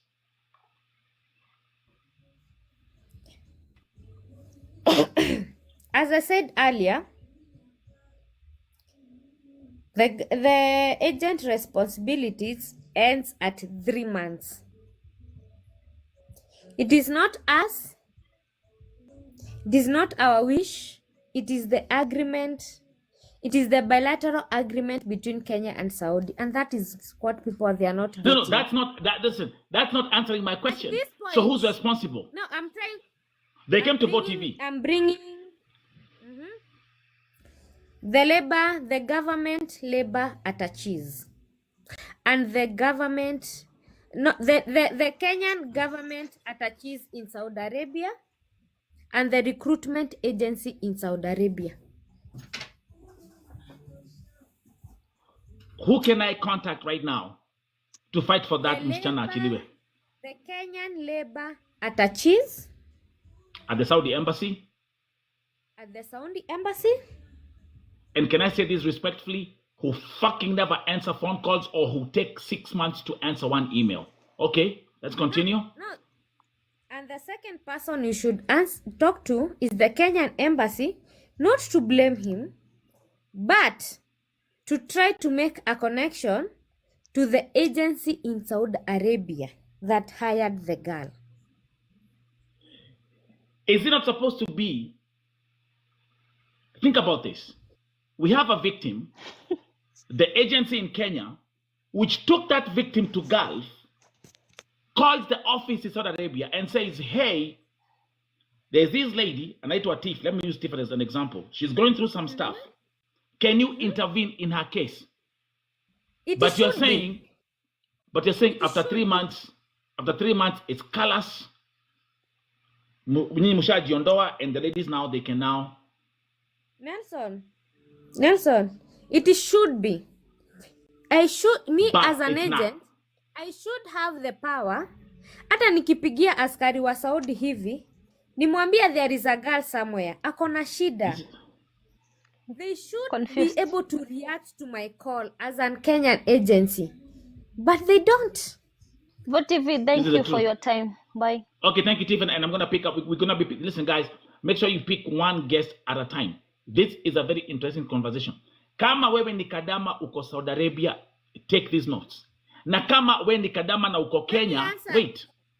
Kama wewe ni Kadama uko, you are preparing to leave Kenya to go to Saudi Arabia as well, because you are traveling in large numbers. A lot are leaving the country because economy ya Kasongo imewaramba. A lot of these girls are going there. Take these notes too. It's an eye opener. Can I answer the question that you asked me? Sure. You asked me, isn't it not the responsibility of the Kenyan agent, right? Should it not be? That should be that would be the system that can end That is this our wish. oppression by 90%. Nelson, when I came here, I told you I appreciate your platform because you do the things we as agents we are not able to do. Thank you. And the difference We is, don't have the power. and you know what? Because And you if know what, right Ruth? now, if a girl is in distress and I call Let's a open Saudi your camera. police, okay, Yeah. and I tell them, Yeah. hey, there is a girl who has been burnt. Can you please go there and do this and this? I'm a Kenyan agent. I brought this girl to Saudi. Can you please go there? Nothing is going to be done. Ruth, next month, blessed ufungue kamera Kakware ama nikupeleka Shakahola. Let me say this. Ruth, we are actually tomorrow, Vote TV turns 10 years. How many Arabs have I spoken to? Begging them, fighting with them. How do they react? Oh, I can tell you something. It's a lot of motherfucking being dropped in that conversation because I don't give a fuck. We're gonna have that conversation. Listen, when I speak as a human, you see, I'm a human activist. Human activists don't get paid. I sacrifice my life for these people here. So hata leo ni vizuri mnasikia, and Ruth, let me give you credit. I'm gonna give you credit. Ruth mwenyewe anaambia ile kazi Vote TV ufanya hata hao hawawezi. And guys, because we don't have the platform. Sometimes hata unaambianga Mwarabu, mimi amesign na mimi, lakini juu nimemwambia huyu msichana ako na shida, msaidie msichana, nitakupeleka polisi ajali. So I tell him nitakupeleka kwa Vote TV. So anaona naweza jipata kwa social media. That's when they react. We are not human. It's not like we are inhuman. We are human.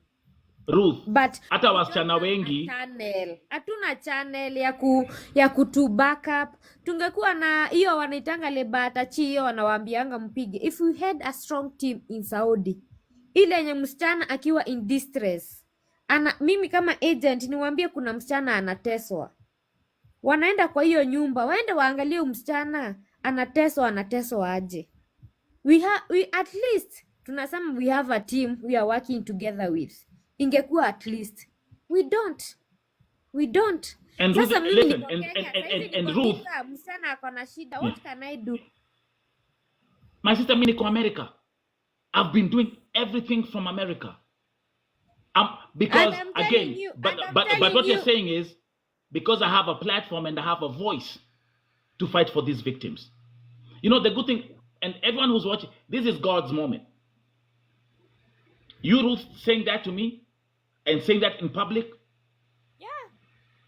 For you to understand that hata kuna wasichana wengi Ruth wakipata shida kwa Mwarabu, some of these victims they tell Mwarabu, I'll tell Vote TV. Kwa sababu hata Warabu wanakuanga hapa. You know that, right? Wanakuanga hapa. So, let's welcome the next sister, chosen one. Welcome to Vote TV, my sister. Enda pale, ongea na Ruth Koi. Ruth, hi. We can do better. We can get 50k likes. Let's go. By the way, kuna kitu imeniudhi kama team strong.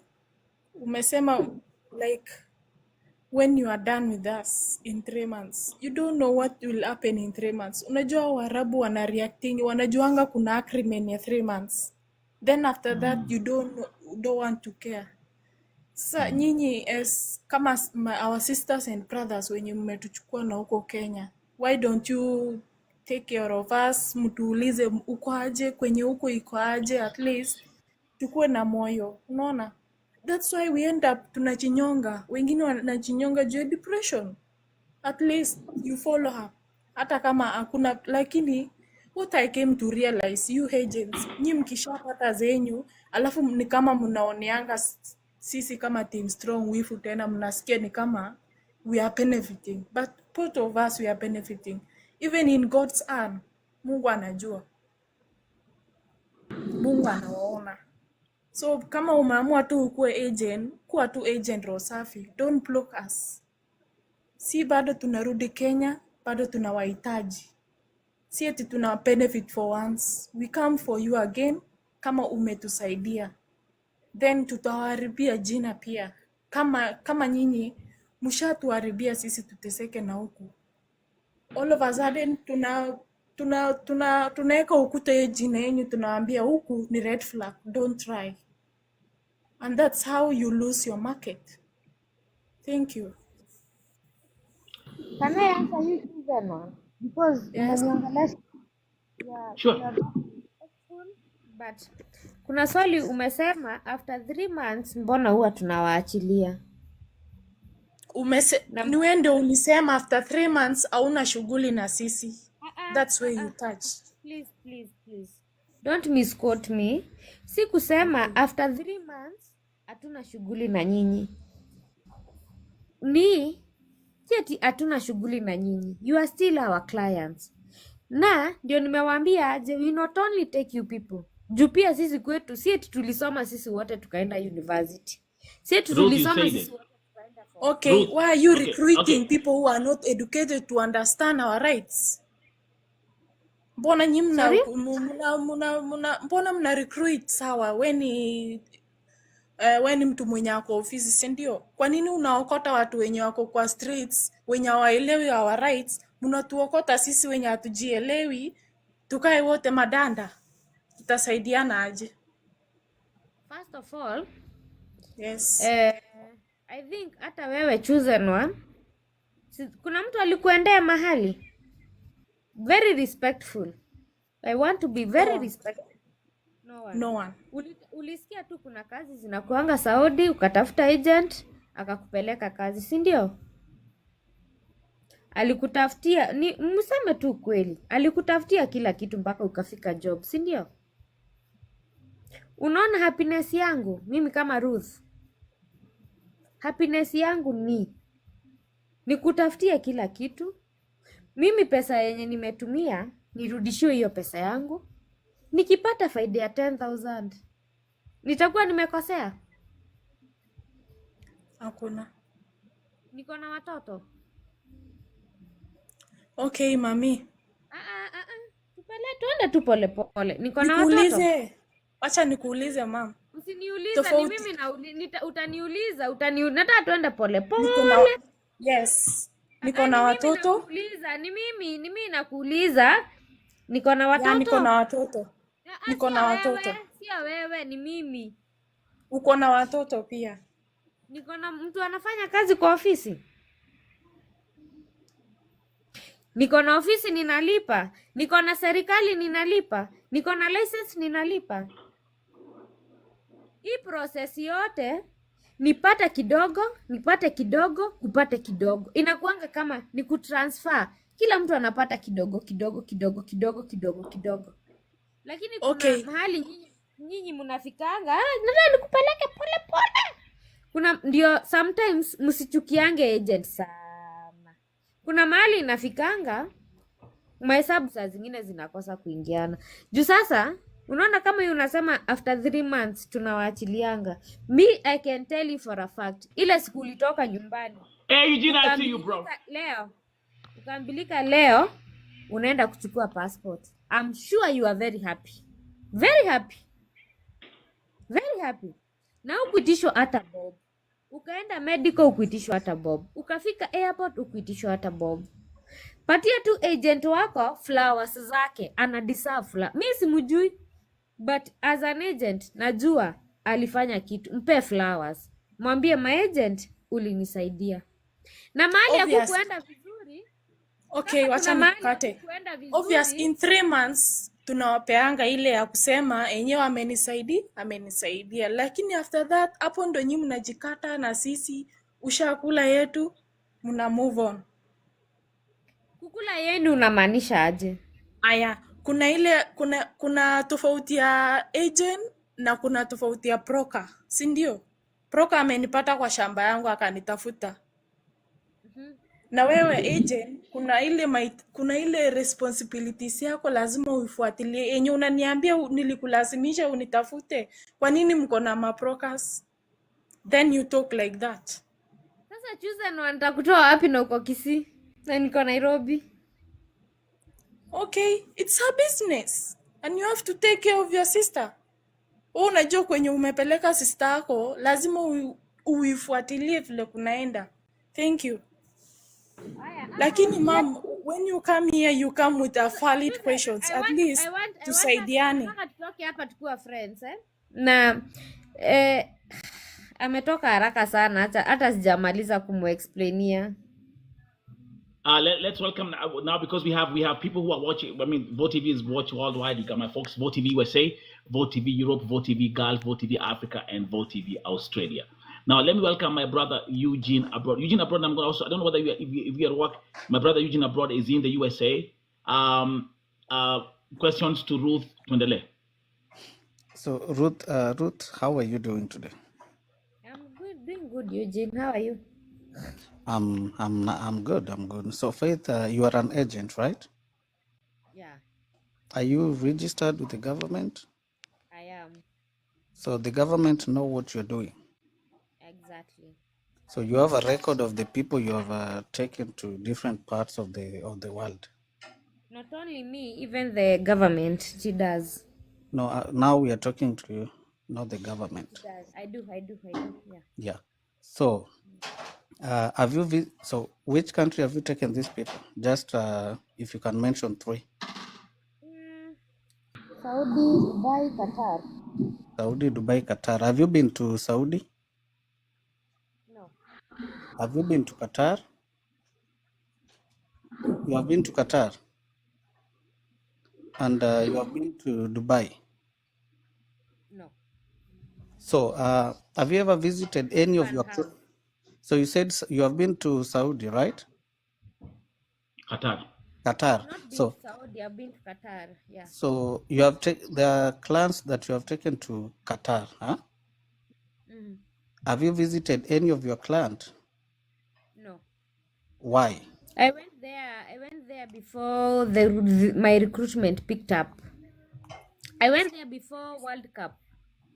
So you went there before you started taking our girls or our people to Qatar,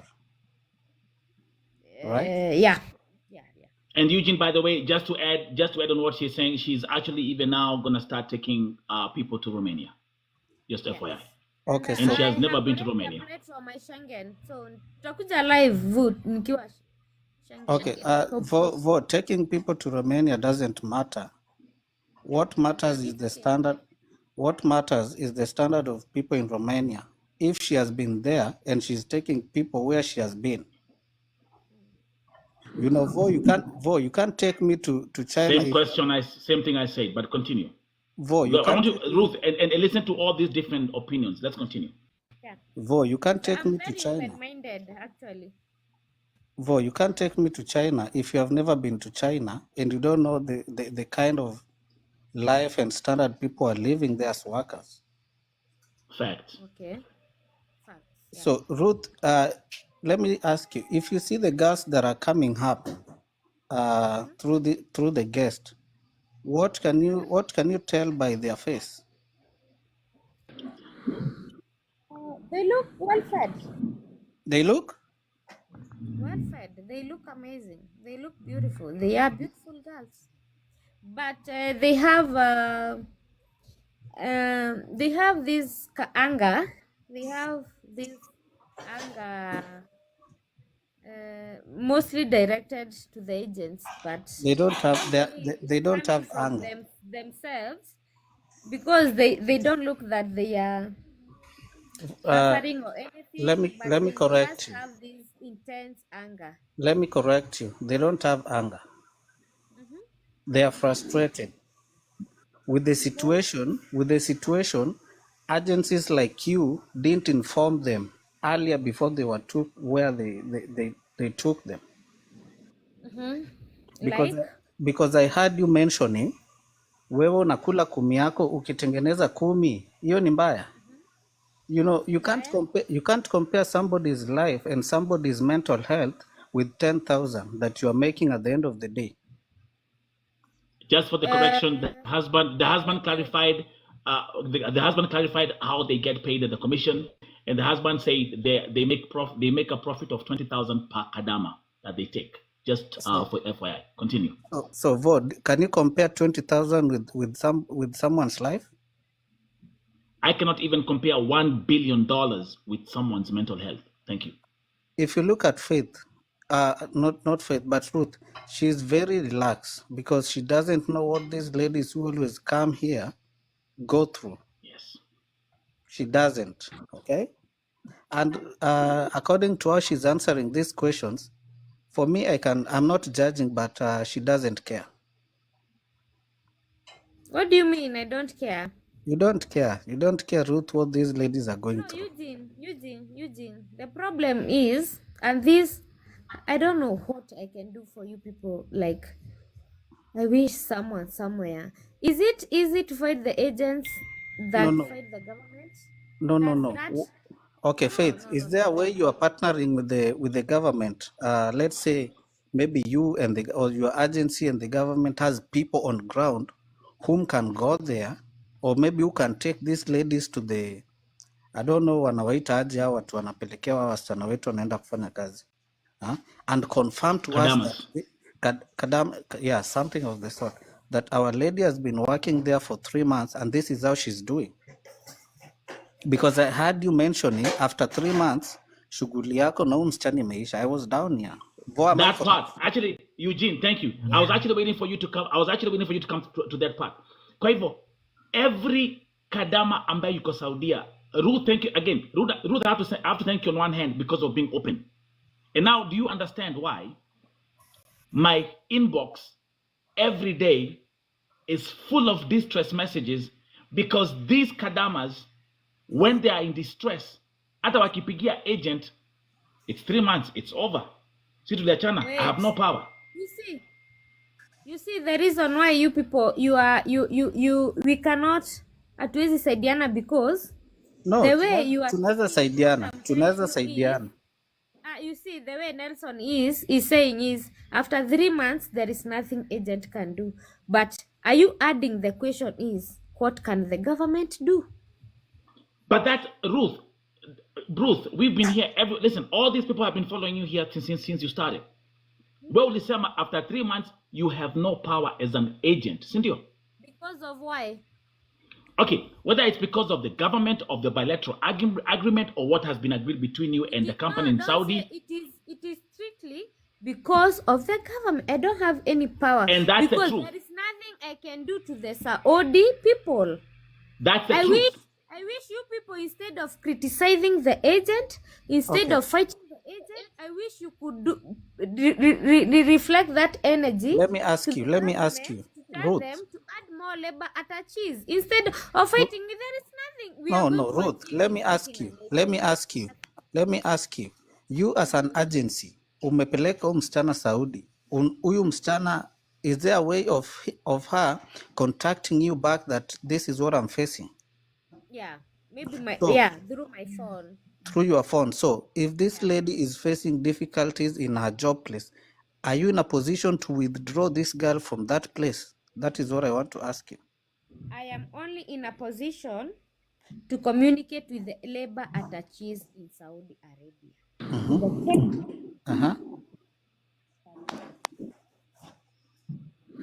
So why are you not in a position to withdraw your client from an good condition where she's working? Because you were the one who took her there. Through you, she got to Saudi, Qatar, or wherever you took them. Okay, why are you not in a position to just make a call? Listen. Why are you not in a position to just make a call and tell them, I need my girl withdrawn from that employee?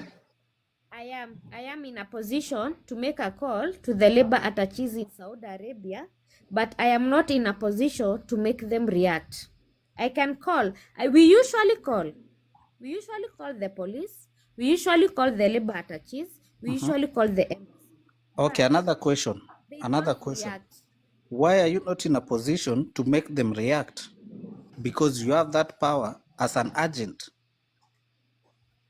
Which power? Like, what can I do to make them react? Okay, so what do you always do to make them go to Saudi? Because they are from they are foreigners to that country. That we are given by the government. So why are you not holding the government responsible in all this process? Why are you not holding the government even a single bit? Because we know our government. Now it's you. If me and you and another person, we decide to push, even if I call the labor attaches, They are paid to stay there and to solve this girl's problem. So the I other can person, call them 1,000 times. the I other can call person. the embassy 1,000 times. Even if I call them and they don't react, what else can I do as an agent? So have you Okay. ever? Actually, wait. Okay. Actually, wait. Everybody, wait. So have you ever? We're gonna go by order. Faith, Ruth. These are foreigners. They are our people, and they went to another country. They are foreigners, now workers. And the most unfortunate part that you mentioned, that I'm still not getting it clear, is that after 3 months, there's nothing you can do. Yeah, Is it absolutely. an agreement that you and the lady whom you took to Qatar signed down that after 3 months mimi na wewe hakuna kitu tutaulizana, or Absolutely. is it just a decision from the agency? No. You see, there is Do you tell? a bilateral. Let me answer. Woo, woo. I want to Go be ahead. very clear. And please, No, go ahead. let's get this very, very correct. And as we are blaming the agents, let's also try to hold the No, we are government not accountable. blaming. We are not blaming. We are having a conversation. We Yeah. disagree and we agree. So if you are taking it as a blame, which means you are guilty, we don't want to judge you as guilty. So take it as a conversation. All right. What I'm saying is, according to the government of Kenya, bilateral agreements between the Kenyan government and the Saudi government, the Kenyan agent is only responsible for 3 months. Probation period is 3 months only. Okay? It's Yeah. only after in this period of 3 months, I can be able to return the girl back to Kenya if she has a problem. After 3 months, the person who is responsible is the Saudi employer and the Saudi agency and the Kenyan attaches in Saudi Arabia and the embassy in Saudi Arabia. So Ruth, I want to give other people also time to respond. Can I'm you? gonna welcome Reverend Mpenda. She's also in the USA, one of our ambassadors here at Vote TV. Mpenda, ongea na our sister Ruth. Can Ruth mention the agency, please? I will mute. They decided not to mention the name of their agency for whichever reasons. But it should be in public domain. Same thing. Yes. I would prefer to. It's a registered agency by the government. Why don't you want to mention? Because if you are in this platform, Vo is a worldwide platform, then you should be able to mention your agency. I will only be able maybe to inbox Vu and maybe he can verify if we are registered, but I will not prefer to. No, I can bring also our agency. I can also do that here. I can verify if the agent. No, I will prefer not to, but I'm here to answer any agency related questions. Yeah, but we are fully registered, and if in this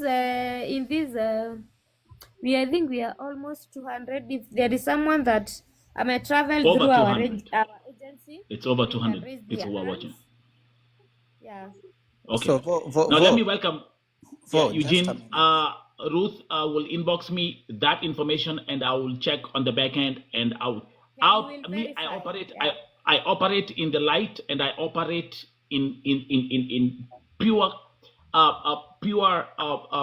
transparency. I would like you to tell the people, because Vote TV is a movement. Vote TV is the people. Vote TV is not Nelson Mike Medam Morioki. No, Vote TV is the people. But if that's what you decide, actually, you know what? Talk to me only. Don't even send me any information, because I want everything to. When you're going to be prepared to say that publicly, then you can say. It's up to you. Let's go to Mpenda Pam as we go. Reverend, welcome.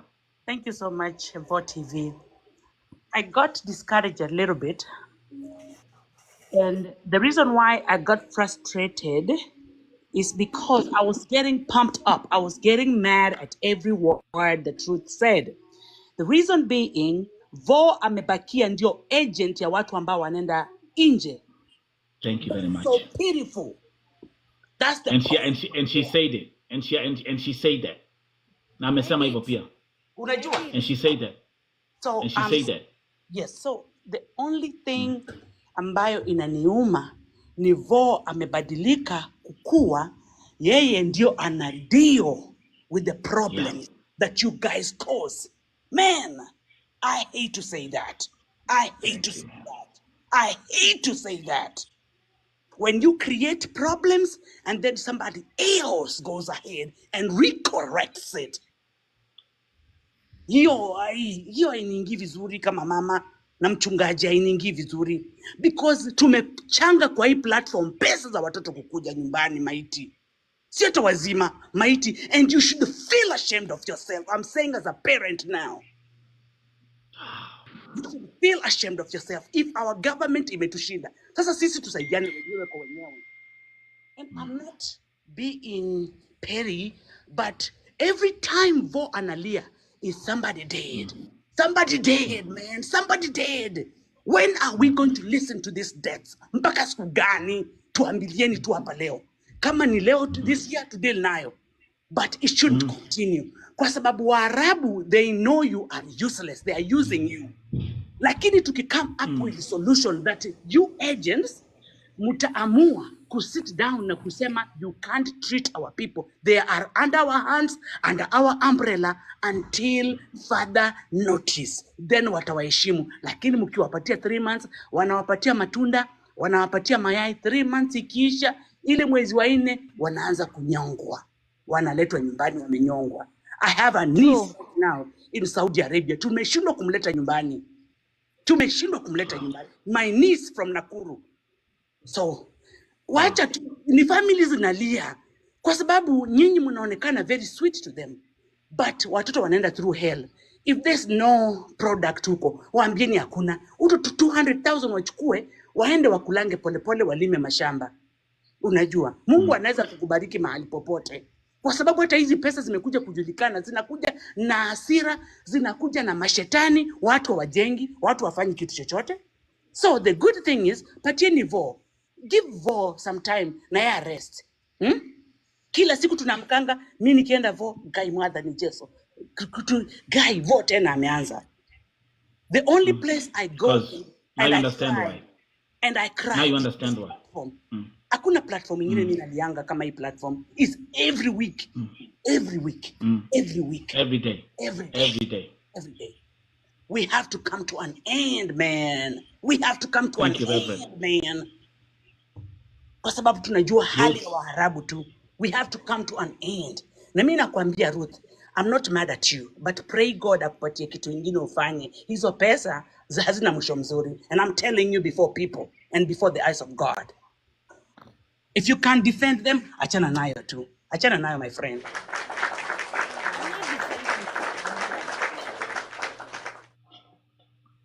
I am not defending them. I am not defending anybody. All we do as agents, even in our WhatsApp group, we only push for the government. Kwa sababu kama Msaudi hawezi kuja hapa Kenya ateswe. Akiteswa tu hivi, ataenda kwa embassy ya Saudi, aseme anateswa. Kwa nini wasichana wetu wakitesewa Saudi hawezi enda kwa Kenyan embassy wasikizwe? I wish you people you can understand us. The pain you have is the pain we usually have. But we don't have any power. Instead of castigating us, fighting us, cursing us. I'm not. I want to say something. I'm not cursing. No. I'm just saying. I'm just saying that if you can't do and help people out, achana tunayo, my friend. Wait. We believe as an industry, we have played a major role in the society. A very major role. But we are always downsided. Nobody sees the good side of the agents. Nobody. Everybody sees the negative side of the agents. If you have one case and you have 200 successful cases, this one case wanga inafunika the 200 successful cases. believe the people working in the Gulf country wamepelekwa na agencies and they have played a very major role in our Kenyan economy. We are not perfect. We are not perfect at all. Not all of us. Some of us we are good agents. Na wengine wetu sio wazuri. Don't curse us. I'm not cursing anybody, but unajua vifo vimeenda juu. And the problem is, why do have you ever encountered the positive side of people working in the Gulf? Listen, as a mother, wewe uko na roho ingine, mimi sijui kama uko na roho ya mama. Ukiona maiti ya kwanza, uone maiti ya pili, uone maiti ya tatu, uone maiti ya nne, uone maiti ya tano, uone maiti ya sita, hautasikia mahali kabisa kama mzazi. I feel, na ndio nimesema aje, I acknowledge. I don't know. I'm just going. I acknowledge your feelings. I acknowledge your points. I acknowledge your points and I acknowledge what you are saying. But we cannot win this fight through fighting one party. We cannot win this fight through fighting agents. We can only this fight of oppression through pushing the government. Waeke zile policies zinafaa to protect any Kenyan working outside the country. It is not the Kenyan agent responsibility. Okay, my question was, Kwa nini? Tunakuanga na embassies kwa nini? Kwa nini Msaudi akikuja Kenya? Nelson, kwa nini Msaudi akikuja Kenya ateswe? Kwa nini anakimbililianga embassy yao? Kwa sababu anaweza saidika. Ni Wasaudi wangapi uteswa Kenya? Ndio nasema aje. I'm giving an example. Msaudi akikuja huku saa hizi afanyiwe anything, aende embassy ya kwao, that case will be taken very serious. But Ruth, let's be honest. Let's you people, you like diverting the attention. Na sasa that's why we are never going to solve these problems because you are diverting this problem to the agent. Sasa mimi nitafanya aje? Tell me what you want as an agent to do. Ruth, kuna kitu kwa amesema. Sorry, kuna kitu Reverend amesema. I'm here. Wait. I just want to mention this. Nelson is here every day fixing problems that were caused by agents. Is that accurate? Wait a minute. It's not accurate. Have I ever taken any Kenyan to the Middle East? The problem is that problem was not caused by the agent. The problem was caused by the agent, the client, and the government. So let's actually expand that statement. Nelson is here fixing government fuck-ups. Nelson is here fixing agent fuck-ups because you have no power, right? Help us get the power. If you fight us, how is that going to help us get the power? When will we win this fight? You know, when Nelson, will you win this fight? Right now, if there is a girl that is suffering in Saudi, I'm supposed to just even have a button in my phone I can click and immediately malebatachi wanaenda kwa hiyo nyumba. That is the power we need as the agents, but we don't have. So fighting us, cursing us, telling us we should leave this job because da. How is that helping? Nobody is cursing you. We are having a very open conversation. That pastor that was here, she cursed us, saying this is not this job is cursed. She didn't curse you out. You see the negative side. Lakini ukienda uko manyumbani ushago, many people are very successful. Hata watu wenye wako kwa hii live, wengi wao wako na savings, wengi wao wamenunua mashamba, wengi wao wamejenga. Courtesy of agents. Don't only see the negative side. Check the positive side. If we fail, where we fail, help us. So that to make our job better. Don't fight us, don't curse us, don't blame us. Kwani msibebe wa agent kama ni wanyama. Juu pia nyinyi kwenye unko simulipelekwa na agents. Are you people not working? Saizi kwa accounts zenyu, hamuna pesa kwa hizo accounts zenyu. Mahali mnaona tunaanguka kidogo, tunawaambia hii part serikali imetuangusha kidogo. Can we work as a team? Pahali tunaitisha nguvu ndio tuweze kuwasaidia, si mtu support kidogo. If you fight us, tutasai you as On applicants, you are that fighting point, us. excuse me, Mwarabu excuse me, anatufight. Ruth. How are we going? Ruth, excuse Activists me. wanatufight. Wacha Can you nikulete excuse me, Ruth. Ruth? On that Let's go here. point, let me Yeah, ask you let's one. let's go Let back. me Let's go back to the Q&A. Yeah. Pia hapa tuko na wasichana wa let me Gulf wako hapo wako Saudia. Let's talk to let me Blessed ask you one endelea. question. Endelea. Let me ask you one question, Ruth. What are the qualifications right now, or what does the government require for one to be an agent? You were saying you are an agent. What are the qualifications for being an agent? Oh, it's a lot. You say it's a lot. Okay. You know your duties, you know your responsibilities as an agent. Yeah? Okay. Another question, Ruth.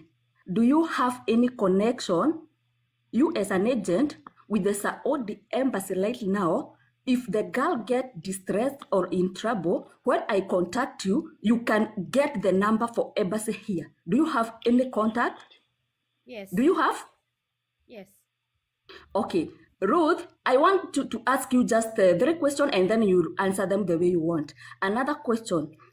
You said earlier before, because I have been following, I was in this life since it started. You said that you are not paid that much and you just receive retro, and what you spend is almost 70 to 80,000 doing the processing of passport, the medical, the good conduct, and whatever. Of which right now, since Ruto increased the payment of passport, we have been paying for ourselves.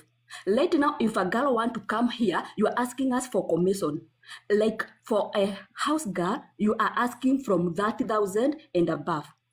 And in another case, in another case, you will say that you are taking me for another job like hotel job, but I will find myself in house work. Are we together? So you are taking my commission. I'm the one who is paying for my passport, paying all for my medical bills and all the good conduct. And right now, I can tell you from the horse's mouth, that is my boss. She told me because she wanted to get me direct. Me, I'm from office and I work house to house. This is my 5th year in Saudi. I do 2 years, I go for vacation, then I come back, right? And so this boss wanted to buy me as I come direct. And this is what she told me. When she contacted Kenyan agent, she was told to pay 300 Kenyan shillings. Are we together? Yes, Out we are of together. 300 Kenya shillings, you spend 70 or 80. So hizo pesa zingine za juu, ukisema kidogo kidogo, ni nyinyi munakuranga. And one thing what I know, if a girl said she want to come back, the boss will call you and tell you to replace me with another person. Is that not what happens? That is the right, and that's what they do. He will call you and tell you just get another girl so that I can release this one. Tuko na She cases got you mingi with that sana one. hapa. Wasichana hufungiliwa, manake agent ameblock boss, ameblock msichana, hatuwezi wafikia. Na ni juu after hii miezi 3 ya probation umekuwa ukiongelelea. Hii miezi 3 ya probation, we know we are the care of the government of Kenya. When we came from Kenya, I have even the contract here in my bag right with me. Every month, And the right? amount of money I read there, it was more than millions of Kenyan shillings. But by the end of my contract, 24 months, that is 2 years, what I get is just only 600,000.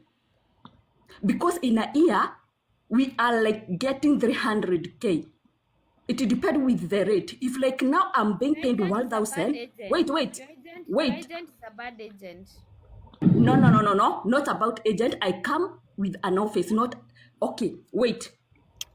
Get my point. I get This your is what point. I'm telling you. Ruth, I've asked you 3 questions and then we'll go back and you start answering one by one. First of all, I asked you, do you receive this money, or she was like,